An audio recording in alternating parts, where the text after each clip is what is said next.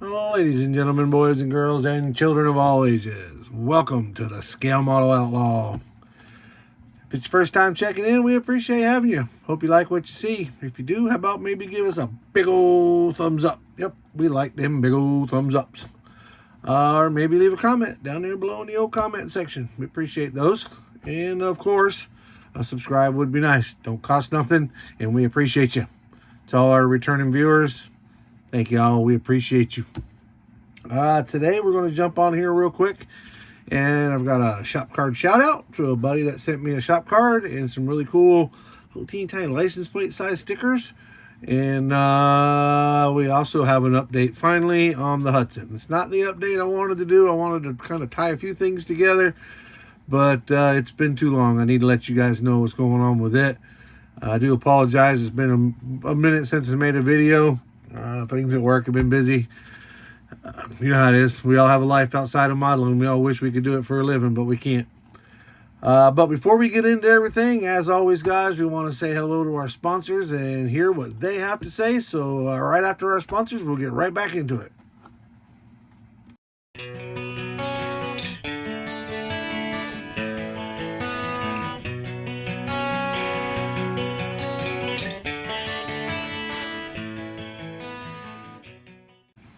Always good to hear from those guys. We definitely appreciate our sponsors.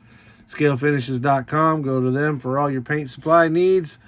They got everything you need. Fill your cart up. Go to the bottom of the cart in the discount area. Put in Outlaw 10 in capital letters and get you a 10% discount. When you leave there, hop on over to IcemanCollections.com.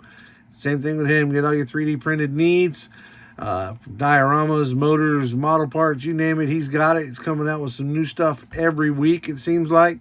So also be sure and check out his newsletter. Same way with Scale Finishes. They both offer a free newsletter, so go to their websites and check out the free newsletters. Get all the updates. Get Scale Finishes will offer a color of the month through there and some different discounts. And same way with Iceman. He's letting you know what he's got coming out, if he's got any discounts going on. But again, back to Iceman. When you get to Iceman Collections, load up your cart with their awesome products, scroll to the bottom, and in their discount code, we're going to put in Outlaw 10 more. That's Outlaw 10 more. We added more to it for the month of April. So it's Outlaw in regular letters, 10, and then M-O-R-E more. Get you a 10% discount from them. All right, moving on.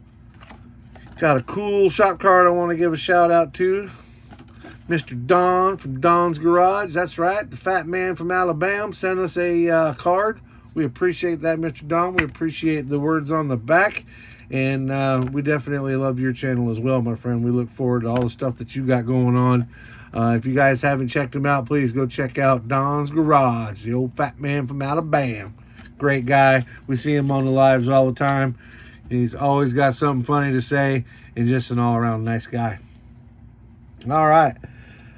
Moving on to the Hudson. We've got some sub-assemblies done. Actually, we have no sub-assemblies done. We have some that are close to being done, and then some that are a little closer than others. So I'll start with the Viper V10 motor. That's it right now. So this side, we've got the plug wires in. If you look real close, if I don't screw it up, you can see where we ran the wires for the injectors back. In the back of the motor, it's not, it's not, what's the word I'm looking for? It's not, 100%, but we ran the plug wires to the ignition box, and then where the ignition box should technically plug into the computer, but that's where we plugged in the wires, at least on one bank. That's where we plugged in the wires, tie it all together. So it's not, 100% accurate, but it should look pretty good. And then on this side, we still have to cut and trim the wires for the injectors to get them to match the other side and plug it into the ignition box. Obviously, if it was a real motor and not hooked to a computer, it wouldn't run, but it looks good. Same thing on this side. I got the plug wires ran, and she's all painted up for the most part. Obviously, we still got to put our fans on there. We got to get an air breather on it. Got some work to do on it, but been picking at it a little bit at a time. Next up, the rear tires are ready to go. Those are these big fat ones that I was telling you guys about that I got off the die-cast KR15 or KR500 Mustang. So we went ahead and dipped the chrome off of them, that toy chrome that they had on them. We dipped that off and went ahead and painted them. Now I painted the whole wheel, the inside of the wheel, black with Alclad gloss black. And then I went back and painted the rim part, the outer part of the rim. I painted it with a green candy. So if you look at the chrome, if you're looking straight at the chrome, you see a green tint to it. That chrome doesn't have any green in it. It's actually reflecting, the light reflecting off of the green that's on the outside. It looks very dark, even to the eye, it's dark, but it's reflecting the chrome. The green from the paint is reflecting on the chrome and making it look like the chrome's got some green in it. Now the very center cap is green. If you look at it, it is green. See, if you move that around, you can see how that green moves. It's because it's reflecting light from the outside. But the very center cap is the seafoam green that matches the interior. So there's that rear tire, and then of course we got another one here, same thing. And on the back side is the rotor and caliper front that came on it. They fit on there perfect, and once you get them in there, especially on this one, it's going to be toughed up in there. You won't be able to see the back side anyway, so they're going to look good from this angle. In fact, this tire, when it's installed, let me see what I got here. When this tire is installed, about the only thing you're going to see is about the bottom half, maybe that much of the tire when it's all the way in there anyway. So, but the front should be able to see. They did the same thing with the fronts. They're in the Easy Bake Oven now drying. But they're painted up the same way. On to the chassis. I think the last time you guys saw the chassis, I was still whittling on it. We've got a huge part of the interior done. I still got to make up my mind about the steering wheel. I got the bucket seats in the other day, so I'm working on the bucket seats. You can see the dash is done with the speedometer, and I put some Mod Podge clear gloss glue over it. The chrome you see is from on the dash itself is from bare metal foil, and then the shaft on the chrome for the steering column is what came in the kit as a factory chrome shaft. If you look real close, it's going to be a little confusing because I wanted to leave that shifter on the column there because I wanted to paint the knob green. And but it is going to have a floor shifter. We'll talk about that in just a second. But it is going to have a floor shifter. We did the light green and then the dark body green to match to as our accent colors. The light just right. You can see we got our seat belts in there. I'm not going to do a roll cage. I don't know how well you can see the size, but we got bare metal foil for the chrome on the cranks and the window cranks and the door handles and such on both sides.